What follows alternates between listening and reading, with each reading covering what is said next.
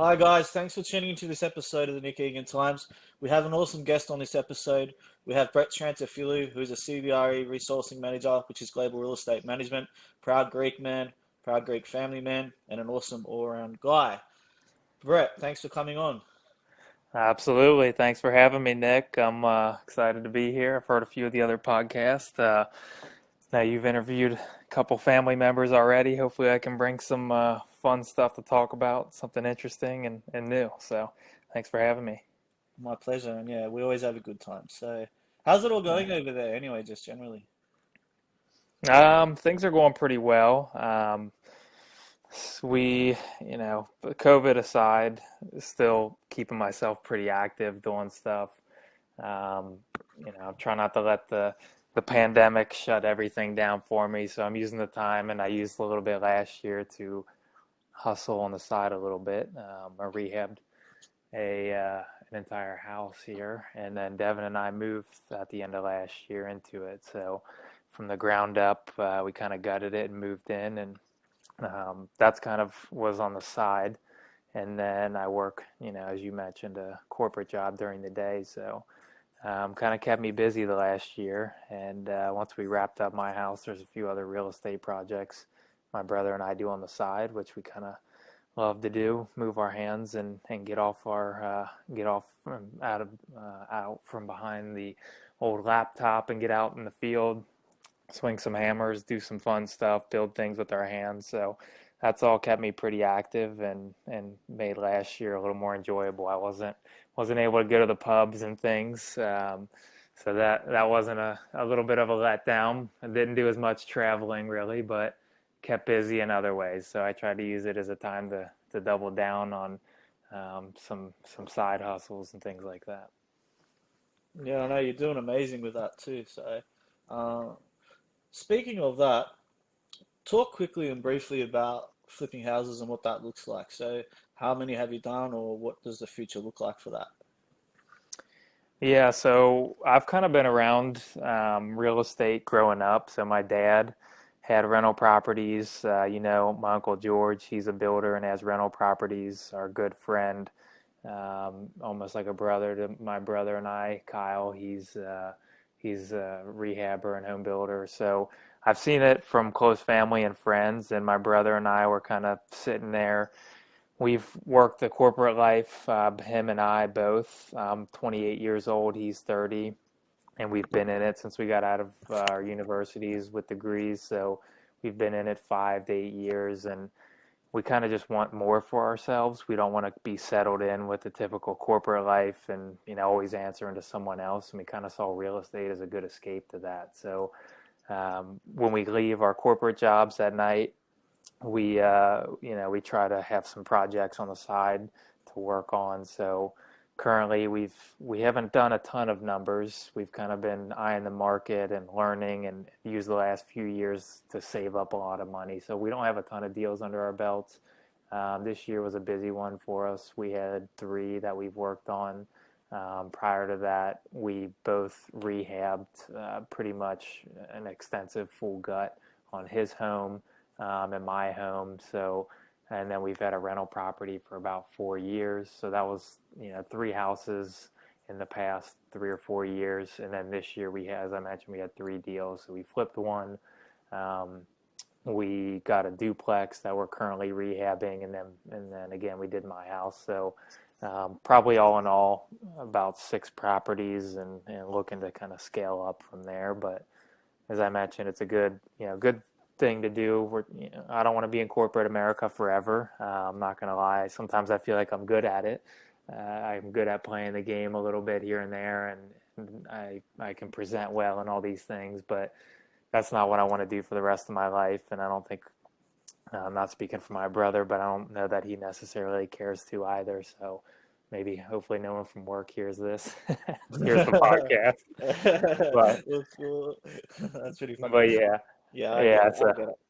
so that's kind of what we're hoping to do. And we're hoping to build something up a little more substantial on the side. And even when we haven't had over the last few years, when we haven't had a bunch of projects on our hands, we used it as a time to go kind of conservative with our money. We've always kind of been a little conservative spending spending wise. So we saved up a lot of money in the last few years, and that's been able to equip us to buy some properties with cash here in the States. And we just invest locally in the Midwest. So a lot of the times we'll be, like I said, shutting our laptops down, and then going and picking the hammer and tool belt up, managing contractors, meeting people on site. It keeps you busy. You're always calling someone or doing something, and um, we both enjoy it because you get to see something develop that you kind of had a vision on, and you get to do it sometimes with your own hands. Although we try not to do everything, we're trying to get more scaled and sub some of it out. So that's kind of what we do, what we've been doing. We're looking to possibly, again, buy something a little bit bigger, maybe some apartment complexes down the road. Maybe look into building new homes. I don't know exactly what the future holds for us, but like I said, we just, I know we talked about too is, I've seen a little bit of both sides of working the corporate path, and then working the entrepreneurial route. So you had Alexia on the podcast and Alex.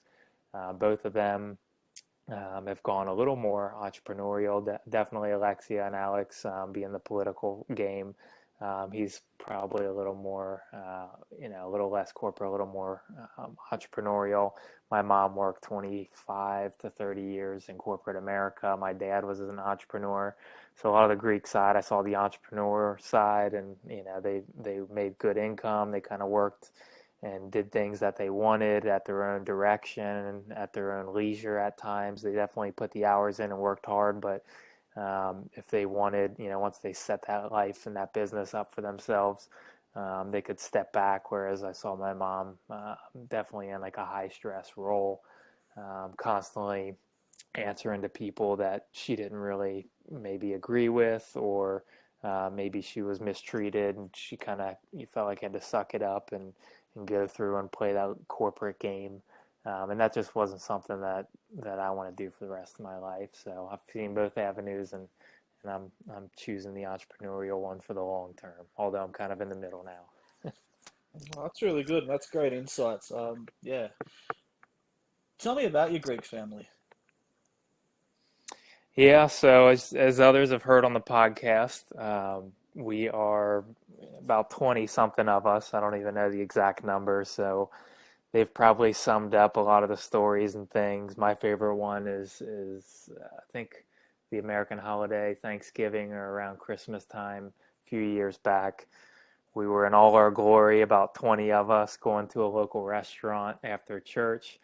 And we go in, and as we're in the midst of our normal discussion, which is about 10 times louder than any other American family, I look over and see someone on their phone, and they have like their one finger plugged in their ear and the phone up to the other ear. And I see them leaning down, like trying to hear what was going on. We were just being loud, having a good time. And that's kind of how things are with us. We all super close. We're texting in a big group chat constantly. We've got my 80-year-old Yaya, my grandmother. She just joined Snapchat, so we're getting Snapchats from her, which still blows my mind. And everyone in between. So we've got the cousins. We're all in our teens to our 20s. To now my brother being 30. We've got our aunts and uncles. We all get together pretty frequently, keep in close contact with everyone. So it's a tight-knit group, and we're always hanging out, doing things together. And part of the reason probably too, you've heard, a lot of us have stayed in the area, not always traveling out. My girlfriend Devin, who you've met, she always says the reason why. So I had a corporate job that was going to move me a few states north to Michigan from where I'm at in Ohio, and I didn't do it. She always says I could never leave my big Greek family. So part of that's some truth. So yeah, we're just a tight knit group, and that's how we operate, and it makes for good times. Sure. You went to Greece on that family vacation 2 years ago, I believe. If it was, yeah, it was about 2 years ago. How was it going there, and was there any favorite places that you could recommend listeners to go to that you preferred or liked? Yeah, I mean that was the trip for me. That was my second time. I went once, just me and my dad back when I was about 10 years prior, so I was maybe 17 or 18 at the time, and definitely got to see some more of the island. So, in my opinion, Athens is still a great city to see, and that's where a lot of folks fly into. We went, as I think Alex and Alexia mentioned as well, Paros and Milos and Santorini. All three islands were gorgeous. The one thing I'll say was the cream of the crop. The best thing we did was we chartered like our own. I don't want to say, I don't know if it was, if you call it like a yacht or something, whatever. But it was like a big catamaran boat.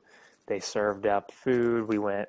They cooked like a whole big Greek spread, amazing food, um, like 4 or 5 course meal on the water. Water is beautiful, super blue. You know, they give you diving masks. You jump off and swim through caves and stuff like that. Gorgeous scenery at all times. It's like a background on your phone. So, yeah, I think Greece, when I went 10 years prior, wasn't as on the map. Um, as it was, you know, in today's day and age, you see a lot of celebrities and things in the news that are going there. So the number one thing though that we did is that we definitely did go on that charter that own private kind of yacht catamaran and go around the islands and check out all the sites and did some swimming, and that was by far my favorite part of the trip. And besides, you know, obviously Alexia got engaged, as she mentioned. That was beautiful winery overlooking the Mediterranean Sea. But pretty much anywhere you go out there, it's hard to miss, especially if you got to stop. I feel like at one of the big islands. I went to Mykonos 10 years ago. I know that's a big one, and Santorini's another big one. So I would definitely recommend going to maybe one of the bigger islands. It's going to be a little more touristy than the others. There's, I don't know how many islands are in the Greek Isles, but I would definitely recommend going to some of the bigger ones to see some of the main sites, and then, you know, maybe have some more nightlife, and then also go to a few of the other maybe smaller ones. I thought Paros and Milos were both really fun to go to as well. A little more low key, and some sightseeing and a little less touristy. So I thought it was kind of a cool mixture of all those. But if you go to Greece, definitely hit the islands, hit one of the big ones, and I'd say throw in definitely a smaller one just to see a little bit of a different experience. Sure. You love traveling, fitness, boating, bike riding, rebuilding bikes, and your Harley Davidson. Tell me about that. Yeah, I'm pretty much a lover of all things outdoors. So our family, we love going boating. I try to do wakeboarding and stuff like that. Not the best at it, I'm not gonna lie to you, Nick. I try, but I just like to do pretty much anything outdoors. So I've always had a passion for things with two wheels. We grew up with family and friends riding quads, and then later moved to dirt bikes and ride motocross tracks. So there's actually a big somewhat big Australian presence in supercross and motocross. So I know there's a bit of a scene over there in Australia, but always grew up on those kind of motor vehicles too. And then when I was riding motocross, I broke my shoulder. Everyone seems to break bones doing it. Uh, and I was like, I'm gonna give up riding, hitting jumps and going fast. I'm gonna slow down and get a Harley Davidson. And a couple of my buddies got them too. So now we all ride together and work on them and build them up. And then I got the itch again to get back on a dirt bike, so I bought one of those too and went back to that. So um, yeah, that's kind of how I got into the Harley Davidson, and now I'm kind of in both worlds. And I've gotten, you know, the injuries in the past. I've had a few injuries, not only with motocross and other stuff. Um, and every time I've gone and done like physical therapy or anything, you know, you always see these people that like lose range of motion, or they lose strength, or they're imbalanced or something like that. And I just never wanted that for myself. I always wanted to be physically fit. I didn't want to be the guy that was like 50 who couldn't put his hand over his head. So whenever there was an injury for me, some of those happened at a younger age. I really wanted to overcome those, and not just overcome them, but come out stronger. So, I did my physical therapy, and then that's kind of what got me into the fitness side is overcoming some of those injuries. And I always grew up, I was a little bit slender, so I was, wanting to put on some muscle mass. So I kind of got into weightlifting. I'm not the biggest guy out there, but I do enjoy throwing some weights around and being in shape. And you take your shirt off at the beach for the Sheilas, you got to be looking good, right? You know all about that, Brett. Where is your favorite place to go in the USA for vacations and taking your shirt off at the beach? um, if you're looking, the nightlife, it was hard to beat in Las Vegas. So, I mean, for something like that, that was a fun experience. I went there actually, like when I graduated college, I think I went there and then I went there a few more times. It was like 3 years in a row for me, which kind of was unplanned. But that was a really good time. And it's kind of the cliche one to say, but the typical Vegas, I feel like your best Vegas experience is, you wake up and you go to a pool party in the afternoon. You hang out, have some drinks at the pool party, then you go out to a nice dinner, and then you go to the nightlife afterwards. So we went to a place called Omnia. It's in a hotel in Vegas. I can't remember which exact one, but we went there and saw Calvin Harris perform live, and that was one of the most fun experience concerts I've ever been to. They got the strobe lights coming in. They got bottle service, women falling from the ceiling, like bringing bottles out to people. We snuck into the like bottom part of the dance floor and got front row. And when everyone's up there dancing and they're spraying like cold smoke, like air into the crowd, cools you down a little bit, gives you a little burst of energy for the next song. So that was one of the coolest experiences I had in Vegas, and I love that. But then also, going to Florida is a great place for us to vacation, especially, we're positioned for those in Australia and that are listening. I'm in Cincinnati, Ohio, which is like the Midwest. It's kind of like a little bit east of the center of the U.S., not completely on the coast. So it's a little bit easier for me to go to Florida. It's only a few hours flight down there rather than going to the West Coast, which is, California and some of those areas. So we vacation a lot in Florida as well. The beaches are pretty beautiful there. And you can get a little bit of everything. You can get the family area as well as some of the nightlife in Miami and other areas like that. I mean, I'm not the most experienced traveler of all time, but I've gone to a few places. So. Yeah, for sure. And I always see your snaps and your photos. Always looks like you're having a good time down there. Yeah, yeah, absolutely. And like I said, I love to do outdoor things. So anytime I can get to the warm weather and do something fun outdoors, I eat it up. So we do fishing and kayaking, stuff like that, and then yeah, enjoy a few drinks in the night. Sure. You believe in entrepreneurship, which you mentioned earlier, as opposed to salary life in corporate America, which you obviously witness as a contrast to both sides of your parents. Generally speaking, what are your thoughts of entrepreneurship in a context where you see that in the future for yourself specifically? Is it going to be just flipping houses or is it going to be something else as well?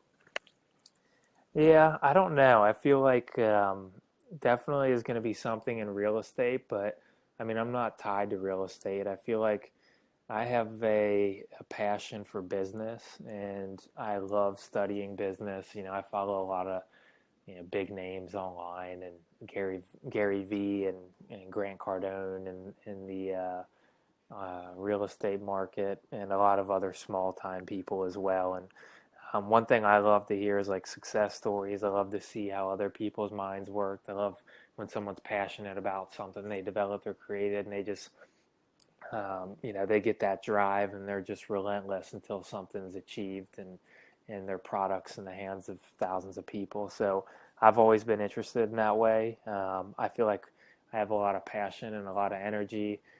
If I found a way to apply it in something other than real estate, I would be all over it. I always joke like I need to just become one of these YouTube people and just start selling T-shirts like online, like like everyone else Yeah. does, new merch drop or whatever. But part of me would a little bit feel like a sellout doing that. So no offense if you got other guests coming on that are doing that. But I want to do something that brings a little bit of value to the world. I don't want to just get up there and I don't know what some of the influencers of today really bring to people. Some of them do, but some of them don't bring any knowledge. So I wouldn't want to be someone that's like just up there flashy, phony, gimmicky. I'd like to actually bring some value and have something that I'm passionate about, one of my interests that I've kind of talked to you about today. And if a product or something develops out of that, I would be on 100% on board. But I have a feeling my best and most knowledgeable area at the current time is probably real estate. So I have a feeling if that's not going to be my final avenue, I think I'll always have some part of it. Because with real estate, I think it's a great avenue for investing your money. Personally, from what I've seen, you can get 20% return on your money if you play it right. And some of the deals my brother and I have evaluated, you can look at that and compare it to the stock market at 6%. You're crushing it. Your money's compounding a lot faster. You can double your money a lot quicker than at a 6% rate. So, I think it's a great avenue for investing. And the only thing that I'm not 100% sold on real estate is for generating, large amounts of cash. So, if you want something, if you have $50,000 and you want to go invest in real estate versus investing and starting up a business, you may get, a 6 to 20% return. But if you start up your own business, in a few years you could be making a couple $100,000 a year, which, just you get a lot more steady, I'd say, income from real estate. It's predictable and it's there, but it doesn't, you need bigger amount of cash in order to make, like a big return, I guess I would say. I mean, you can get the percentage, but when it comes down to the dollars, you're going to have better outcome if you're starting a business and you got something with a lot more cash flow coming in. So that's at least a retirement strategy for me at the worst. Sure. Tell me about your partner, Devon, and the future plans for you both. Yeah. So Devin, I think I infected her, and maybe my family did too, with the entrepreneurial spirit. She was a corporate event planner. And actually, we both met at a job. We both worked at Toyota in the manufacturing side. I thought we were being sneaky, and no one knew about us dating. But apparently, management already found out and had a little bit of an awkward encounter with them, saying, kind of confronting me on our relationship and making me disclose it. But we met when we both started at Toyota. And she was a corporate event planner, and later she ended up moving. Like I said, she made the move to Michigan, a few states north of us. I didn't care for the colder weather, and I couldn't leave the Greek family, so that's why I didn't. But I ended up traveling back and forth, and we've been dating for about 5 years now. And she recently, in the last year, started her own business. She opened a franchise for a company called Neat Method, where she's going and organizing clients' homes. So, a lot of those like pretty pictures you'll see on Instagram where someone's pantry is like neatly labeled and everything's in the right spot and all the colors are aligned. That's kind of what she does for clients. So she started that up about a year ago, and she's been enjoying that as well. It's definitely a lot of work and a lot of stress, but I think she'll be good if it's in that path or another path going forward. She's definitely learning a lot, and like I said, I think I may have infected her with the entrepreneurial spirit, because I don't know if she can go back to corporate ever again now either. So Yeah, it's not a bad thing though, right? It's yeah, how it yeah, works. no. So, I yeah. mean, I'm probably hating all over corporate America. It's not bad at times. I feel like I should say it. It's helping me to save up money and invest in real estate and pursue other things. So it's not all bad. It's a steady income for the most part, and they can pay well if you start moving up the chain. So What is your day-to-day look like at CBRE as a resourcing manager? yeah. So I'm a global sourcing manager for CBRE, and I know we're in Australia as well. Or really, it's the largest commercial real estate company globally. And my day to day is I'm in sourcing, I'm in supply chain. I basically hire and select suppliers for managing um, facilities throughout really globally now in my role. So if someone has a need for such, let's just say HVAC or generators, or you need a janitorial company. Um, I would potentially run a project to say, okay, we're spending X amount of money in this region. Let's see who we can hire and bring in to be more competitive, maybe bring in a better service offering. And then I'm kind of making an award for business on who I deem as the best. So that's my role. I didn't necessarily plan to go this path, but I did. When I was in my university, I studied marketing and finance, and as I mentioned, I started at Toyota, doing some marketing, and I ended up kind of wanting to see what Toyota's world-class production system was about and what it was like and what I could learn from it. So then I moved into purchasing, and that's kind of how I got my foot in the door with purchasing and sourcing. And then it was an easy transition when I was looking for another job outside of Toyota. There was a sourcing position open, and I jumped on it because I didn't want to make that cold trek north to Michigan. So Sure. Tell me tell me actually your opinion on how COVID is over there currently and your thoughts on it. um, you know, I think it's definitely so. I guess my own thoughts, it's definitely in the last month I've opened my eyes a little bit more to how serious it was.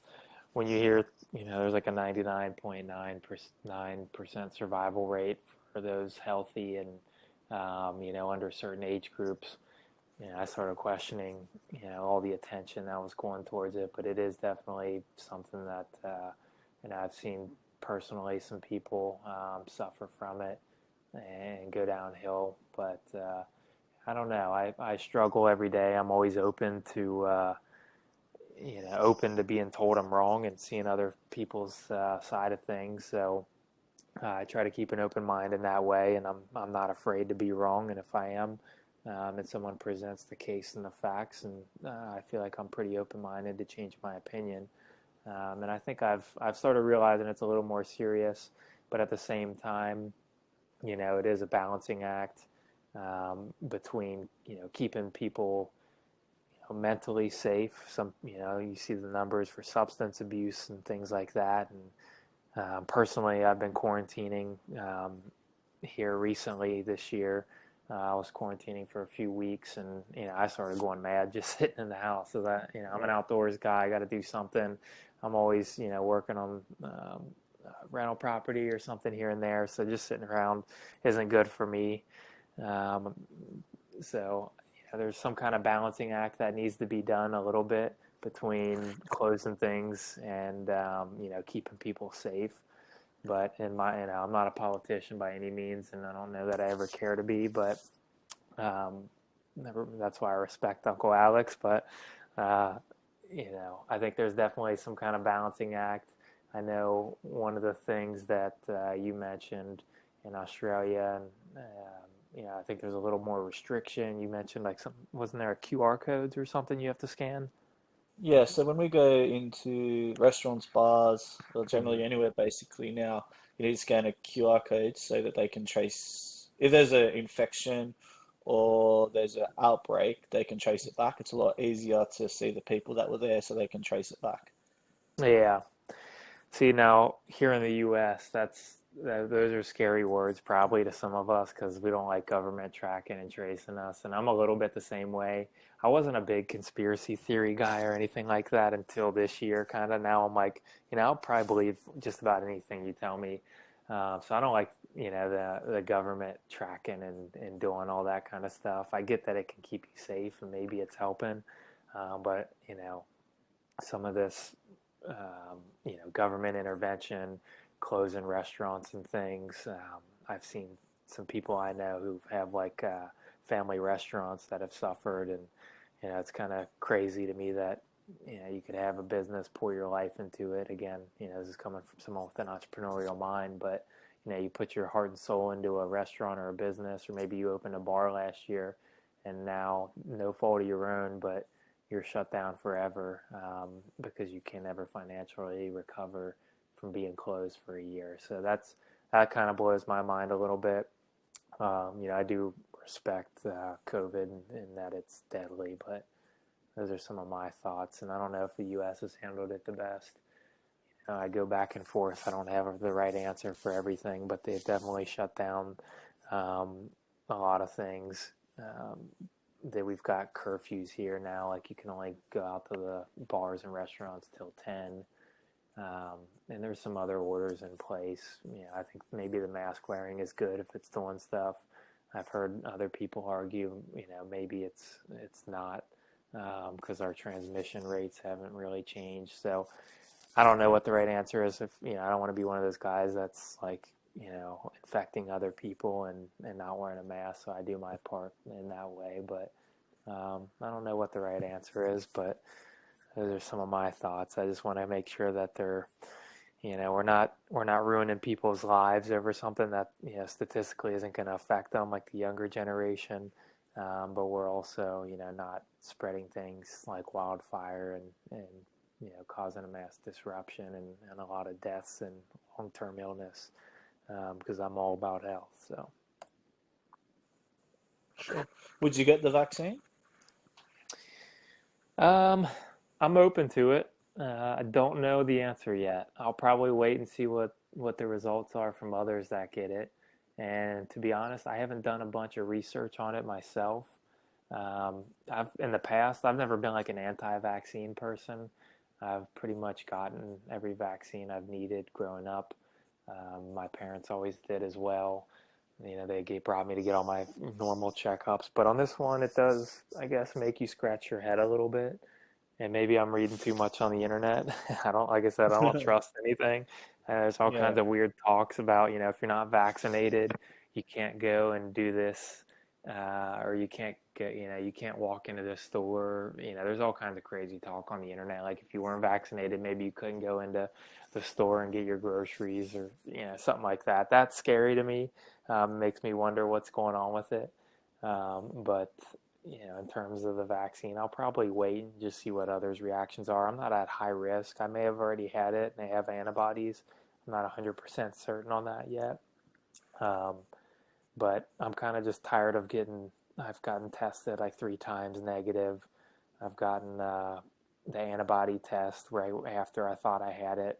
So I don't know if it was going to show or not. I was negative. I'm like, I'm doing all this and, I'm really have minor symptoms for myself. For me, if I did have it, it was kind of like a 2-day minor cold. So it's, in my opinion, going and taking the vaccine for something that's a 2-day minor cold. I don't know that I would be the first to jump in line to do it. But if it seems to go off with success and others that I know personally and, gets a little more research behind it, I'd be open to getting it. Sure. And where do you see, pardon me, where do you see generally the USA generally positioned for the future, as your personal opinion? For the future, what I'd like to see, I guess, is what I'd say is, um, I think some people are getting their eyes opened again as more of this, restrictions have happened in the last year, and just politically, some of the stuff going on, and you hear, governors and others talking about one thing but doing another in their private life. So it really kind of casts a lot of doubt onto some of the people that are making these decisions and ruling. So I'd hope to see my generation step it up a bit and maybe actually bring some change. Everyone complains about politics, but it's been the same thing for years. Instead of complaining about it, maybe my generation can be the one to change things around and get rid of some of the the lobbyists and like on the bill here in the U.S. I don't know. I don't study politics a lot, but there was just word that it was like a $900 billion bill or million. Can't remember the number, but out of that 900, only like a third of it went to the American people. 2/3 of it went to like foreign interests, like gender studies in Iraq or something. Got like 20 million. I'm probably butchering the numbers. But it was something along those lines, and that really makes you scratch your head and go like, okay, so they're giving the Americans $600 check, but then we're paying all this money to all these foreign interests while people are suffering here. So some of that I like to see change. It just seems like that's kind of how politics were, and that's how they are, and it seems like it's accepted, but I hope that it's not. So I don't know. That's kind of where I'd like to see it. Again, but I also hope to have my own business and be underground and off the political radar. I'm not campaigning for office or anything like that. I want to run my business in quiet and not have anyone protesting me or or anything. I just want to run my things and stay out of it, and then I can judge from the sidelines. Sure. Brett, thank you for your time today. I do appreciate coming on. Yeah, it's been great. Really great insights from you. Yeah, absolutely, no problem. And before I go, I feel like I got to tell your listeners my favorite Nick Egan story, if I got a minute. Yeah, okay. So I know you've been interviewing everyone, and we haven't heard as much about you yet. So my favorite story was when you came a few years ago, and this is the one I tell everyone. You and I and some of the other family members were downtown Cincinnati having a few drinks in an area where we're getting in the cans, as you would say, right? Getting on the cans, yes. Getting on the cans. All right, all right. We're getting on the cans, and this is an area that's in the last few years it was the highest crime-ridden area in the city, and one of the highest in the state. But they started revitalizing it, putting a lot of money into the old buildings there and new bar scene and everything. But there's still a mixture. It hadn't, I don't know if you guys use the word gentrified. It hadn't been fully gentrified or turned over into like a nice area. And you and I were walking from one bar to the other, and we saw some guys hanging out that they were smoking and some smoking the weed over here in the U.S. And you and I were like, and you look kind of like looked over and you're like, oh, those are real American gangsters. And you said it with your Australian accent. And I'm sure these guys didn't know what the hell to think. But I just started cracking up laughing, and I thought I might get shot that night, but luckily I didn't. And Actually, that's the story I tell everyone. actually, quickly too, tell listeners about the story about when you apparently got shot at or something when you were younger. Oh yeah, yeah. So well, I didn't get it shot that night when I was with you, Nick, thankfully. But Lucky there, lucky uh, there. yeah, I did. Okay, so one time back in college, my buddy and I, my best friend, and another friend, there was three of us. We were out at a university party that night, and we didn't live on campus, so we were getting a ride home that night. My one friend was driving, and we had to go a little bit through a rough. Now everyone's gonna think Cincinnati is like some terrible area, but we had to go through the area of town to get to our houses. That wasn't the best. And on the way home, my friend's in the driver's seat, my best friend, another friend is in the passenger seat, and I'm in the back. There were some guys there that we kind of pulled up to the stoplight and looked at them. They were driving a little funny, and I was on the cans that night, uh, and Having a good time. yeah, having a good time. And they start looking at us crazy, and we didn't really think much of it. Well, then they start riding real close to my friend's rear of his vehicle, and start, getting really close. Like we thought they were going to run into the back of us, and some words were exchanged. And next thing you know, they kind of pull up next to us, and the window's shattered, and I'm in the back seat, and I didn't really know what had happened at the time. We thought they threw something. Our minds, never get shot. That's not even a thought that crosses your mind. But um, the window got shattered, and we thought they had like some kind of slingshot or something. We didn't. I don't know. When I was like 19 at the time, I didn't think that bad of the world, I guess, at that point. So they run a red light afterwards. Turns out they had fired like 2 or 3 shots into the back of the car. One went through the door and split in half and hit me just above my knee. So thankfully it was a smaller caliber rifle. Didn't do a ton of damage, but it did tear a tendon above my knee. But after they shot at us, I don't know, one potentially may have gone through the back window, which is a scary thought to think about if it missed my head. I try not to think about that though. After they Yeah. shot at him, my buddy that ran the light and chased after him because he was like, well, they knocked out my window. And a cop was behind us the whole time and didn't see the shots fired. Um, that was kind of wild to us. And he said, well, why'd you guys run the red light? And we started telling him. And as we're sitting there, he goes back to his car. I look around and I see a blood spot on my knee, and my jeans are kind of ripped. And I'm like, what the hell's going on? And then I look and I realize, like, oh shit, I had got shot. I didn't even realize it. So I told my friend. He didn't believe me.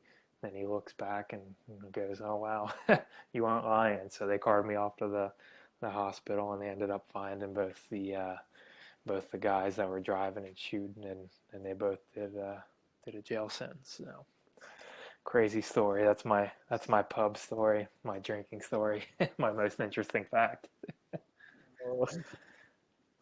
Wow, that's crazy. That doesn't happen often here. So yeah, Yeah, no, not with the gun laws. No guns in Australia. You don't get that probably as much.